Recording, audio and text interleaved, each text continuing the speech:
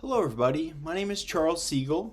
I am going to be talking today about the additional book that I read. It is This is Marketing by Seth Godin.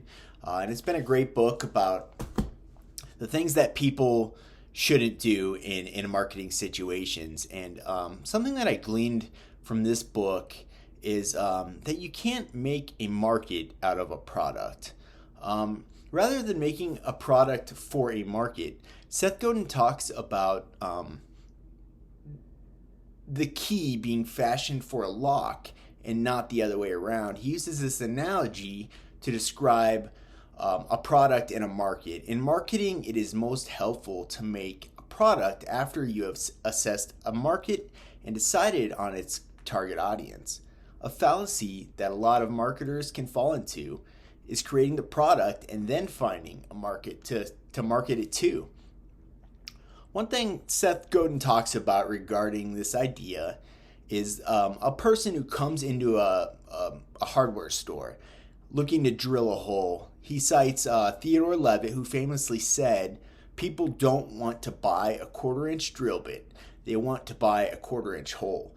And what they're actually seeking in this is the feeling of having the reason for the hole. In this case, he's trying to put a shelf on a wall and a ways to do that. And they actually, what they're wanting to be sold on is this feeling of decluttering an area so that the shelf can have value. The benefit of having something they're looking for, the feeling and the empathy that relates towards this customer. In my life, I can see this in my own endeavor of building guitars. I've attempted to start this company of selling guitars. I grew up playing them.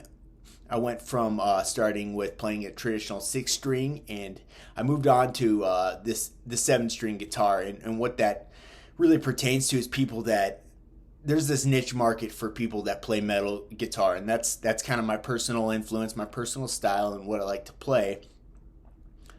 A lot of people don't know that a 7-string is basically just a 6-string traditional guitar, but it has one extra deep string on the low end. So this really confuses people and turns people away. I've started building guitars. I've built 2 of them. You can actually see them back there. I've tried to sell them, and I have failed miserably. I can't seem to find anybody that wants to buy them. This niche market that I've looked for, I've basically built the key in attempts at finding a lock to fit it. I have built 2 7-string guitars, like I said, in hopes to market them. In my situation, I have not been successful. I've created the key and then tried to fashion a lock from it. I have learned from marketing perspectives throughout the course and this book that what I must first determine is the market and then cultivate the product to satisfy that market.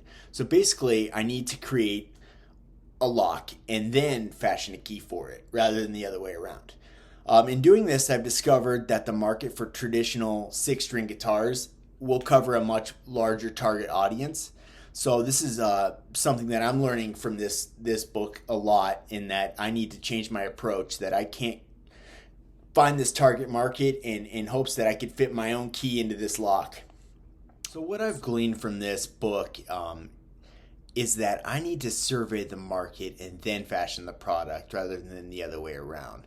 I've made the mistake of trying to force my own key into a lock that doesn't even fit. I have tried to create what I like in a 7-string guitar in hopes that I can sell that in a market that doesn't necessarily exist with people that want to buy. So I need to survey the market, determine that my best approach in a market of people that are already wanting to buy guitars want to buy the traditional 6-string model. So that's what I'm going to do, and that's what I've gleaned from this book, is that you can't make a market from a product, but you have to create the product for the market. Thank you so much.